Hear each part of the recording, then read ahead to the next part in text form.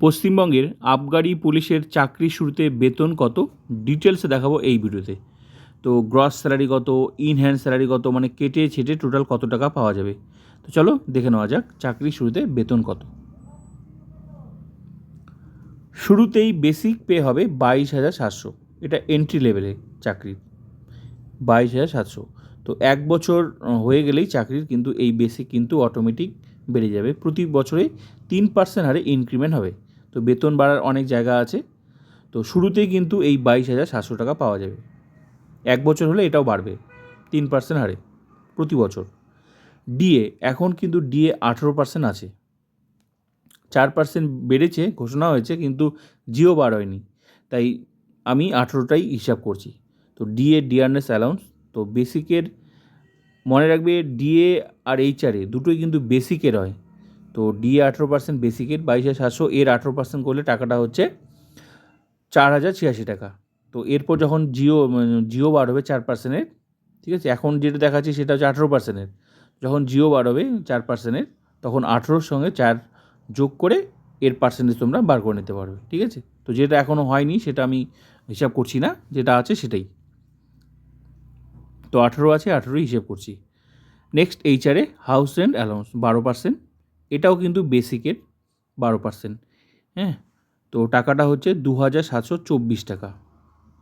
Next পাবে MA medical allowance 500 টাকা। আবগারি পুলিশদের রেশন বাবদ টাকা দেওয়া হয়, রেশন অ্যালাউন্স 900 টাকা, ঠিক আছে।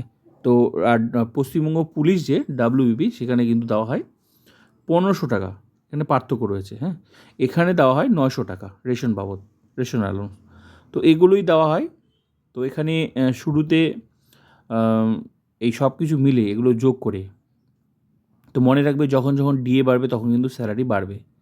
আর একটা কথা মনে রাখবে, এই যে বেসিকটা আছে না, বেসিক কিন্তু প্রতি বছর অটোমেটিক বাড়বে 3% হারে ইনক্রিজ প্রতি বছর, কিন্তু এক বছর পর পর।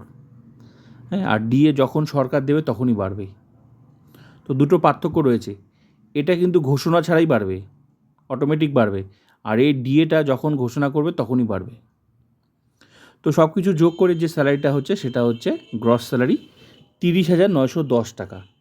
তো এই পুরো টাকাটা পাওয়া যাবে না, এখান থেকে কিছুটা টাকা ডিডাকশন হবে, মাইনাস হবে, এই গ্রস স্যালারি থেকে কিছুটা টাকা মাইনাস হবে।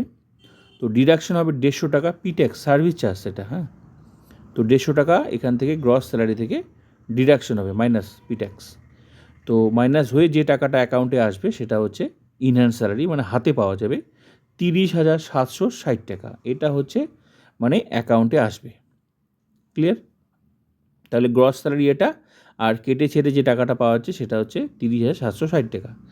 কিন্তু এখানে আরেকটা গল্প আছে, সেটা জিপিএফ ডিডাকশন। অনেকেই ভাবে যে শুরুতেই কাটবে, না, চাকরির শুরুতে জিপিএফ কাটবে না, এক বছর পর শুরু হবে প্রতি মাসে কাটা। তো জিপিএফ হচ্ছে জেনারেল প্রভিডেন্ট ফান্ড, এটা হচ্ছে একমাত্র যারা সরকারি চাকরি করে তাদের ক্ষেত্রেই এই জিপিএফটা শুরু হয়, মানে কাটাতে বাধ্য।